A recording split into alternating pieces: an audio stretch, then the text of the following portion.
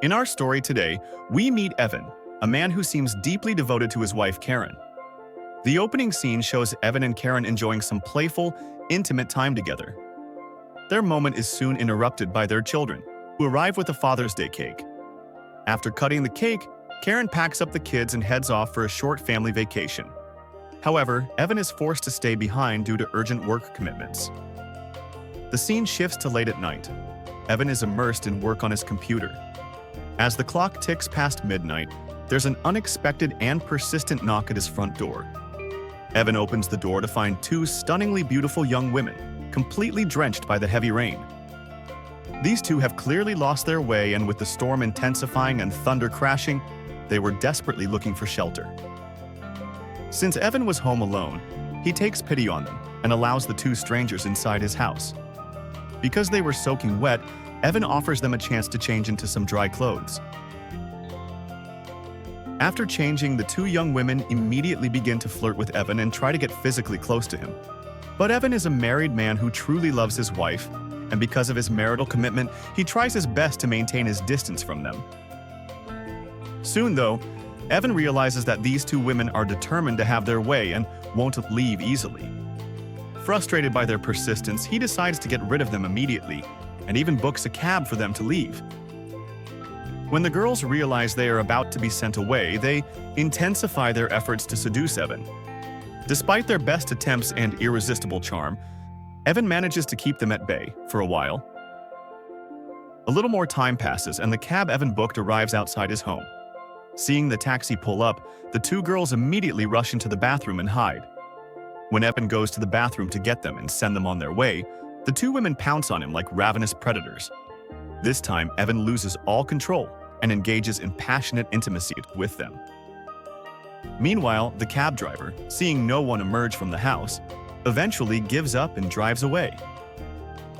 The next morning, Evan wakes up and finds the girls are not in the bed beside him. He assumes they must have left. But then, he hears strange noises coming from the kitchen. Following the sounds, he discovers that the two girls have completely trashed his kitchen, leaving it in utter chaos. Their reckless behavior infuriates Evan, and he demands that they leave his house at once. However, the girls refuse to go at any cost. Why? Because they had recorded the video of their intimate encounter with him. Hearing this shocking revelation, Evan's rage escalates. He immediately calls the police station, intending to report the two trespassers. Seeing Evan on the phone with the police, the two girls quickly decide to leave. Following their lead, Evan himself ends up driving the two women to the address they provided. After dropping them off, Evan returns home and starts the daunting task of cleaning up the massive mess.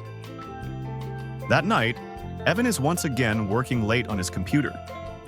Suddenly, he senses a presence at his door again. As he goes to check, one of the girls sneaks up behind him and knocks him unconscious with a blow to the head. When Evan regains consciousness, he finds his hands and feet tied to his bed. One of the girls, Bill, stands before him and forces herself upon him. During the struggle, Evan manages to free one hand, push Bill away, and break free from his restraints. He then rushes towards the second girl, Genesis, intending to attack her. Just as Evan is about to strike, Genesis, armed with a takeout chopstick, plunges it into Evan's chest, inflicting a deep wound. The pain causes Evan to pass out once more. When Evan wakes up again, he finds himself tied to a chair. The two girls immediately start playing a series of malicious games with him. The rule of their first game was simple. If Evan failed to answer any of their questions correctly, they would torture him by blasting incredibly loud music into his headphones. They are in the middle of this harrowing game when Louis, Karen's business partner, unexpectedly arrives at the house. Seeing Louis, Bill quickly drags Evan to another room to hide him, while Genesis rushes to the door to greet Louis, pretending to be Evan's cousin. However, Louis knows that Evan doesn't have a cousin, and he immediately grows suspicious of the girl.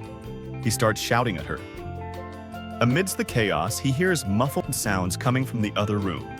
When he enters the room to check, he finds Evan tied helplessly to a chair. Seeing his friend bound, Louis is overcome with fury. Instead of untying Evan, he immediately charges at the two girls to attack them. But as he rushes, He slips, and his head strikes a stone, knocking him unconscious instantly. The two girls then work together to dispose of Louis's body. After getting rid of Evan's friend, the girls return and tell Evan that they will dispose of him, too, by morning. In the morning, they tie Evan with ropes and drag him to a spot where they begin to bury him. Evan is buried up to his neck, with only his head remaining above ground. Facing his impending death, Evan desperately asks the girls what his mistake was. The girls reveal that his mistake was his claim of love.